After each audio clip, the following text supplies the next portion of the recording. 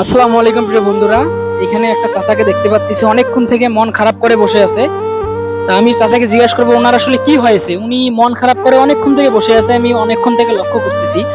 তা চাচা, আপনার সমস্যা কি? আপনি অনেকক্ষণ থেকে মন খারাপ করে বসে আছেন কেন? হ্যাঁ বাবা রে, এই তো বসে গেছি। বাদামি একটা ব্যবসা করি বাবা, 6টা ব্যাগ হাতের ওপর।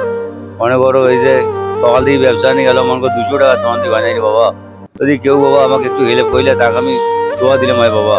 মানে আপনি, আপনার বাসায় কয়জন সদস্য? আমার বাসায় বাবা 5 জন সদস্য, আমি সহকারে 6 জন বাবা। এই যে আপনার ইনকাম দিয়েই মানে পরিবারটা চলতে হয়? আপনার ইনকাম দিয়ে বাবা পরিবারটা চলতে হয়। বর্তমান মনে করো ইনকাম নাই।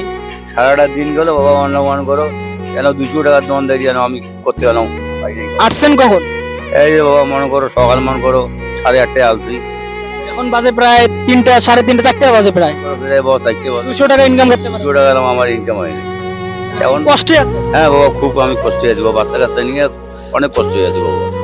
বাচ্চা কাচ্চা নিয়ে বাবা অনেক কষ্ট হয়ে আছে বাবা, বুঝলেন বাবা। এখন খুব কষ্ট হয়েছি আমি এখন বাবা। এখন খাওয়া দাওয়া মনে করো সকাল দিয়ে গেলাম, আমি কিছু করি নাই বাবা। দর্শককে বলেন, দর্শক যদি আপনাকে হেল্প করতে চায় হেল্প করবে।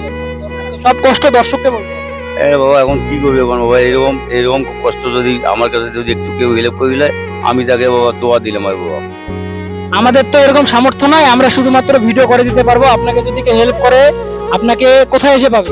এই আমাকে যদি বাবা হেল্প করে তাইলে যদি আমাকে পায় তাহলে ছোট বিজ্ঞানী আমাকে পাবে, এই জায়গাতে পাই বাবা। দর্শক, চাচা কিন্তু অলরেডি কেঁদে ফেলছে। আসলে কষ্ট, মানুষ চোখ দিয়ে এমনিতে পানি আসে না, মানুষ কষ্টে চোখের মধ্যে পানি চলে আসে। আসলে বর্তমান দেশের যে পরিস্থিতি, প্রত্যেকটা প্রোডাক্টের দাম বেশি, প্রত্যেকটা পণ্যের দাম বেশি। এখন মানুষ খাওয়া নিয়ে দুষ্কর হয়ে গেছে, প্রত্যেকটা পণ্যের দাম বেশি।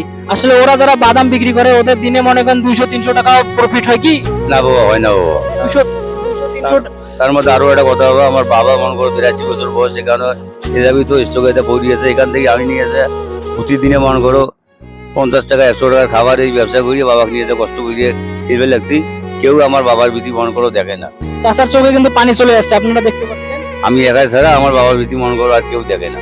তা আপনারা সবাই ভিডিওটা একটু শেয়ার করে দেন, যেন এমন কোনো মানবিক মানুষের কাছে ভিডিওটা চলে যায়, তারা যেন ওই চাচার পাশে একটু থাকতে পারে। ঠিক আছে চাচা, ভিডিওটা একটু শেয়ার করে দিতে বলো। বুঝলেন বাবা, ভিডিওটা একটু শেয়ার করে দিতে বলো। ভিডিওটা একটু শেয়ার করে দেন, এইটা আমার কাছে তোমার অনুরোধ। আর লোকেশনটা আপনার কোথায়? মানে সুরবিদ্যানে এসে পাবে আপনার? হ্যাঁ বাবা, আমার সৌরবিদ্যানে পাবে, এই গেটের গড়তে পাবে। আপনার মোবাইল নাম্বার আছে?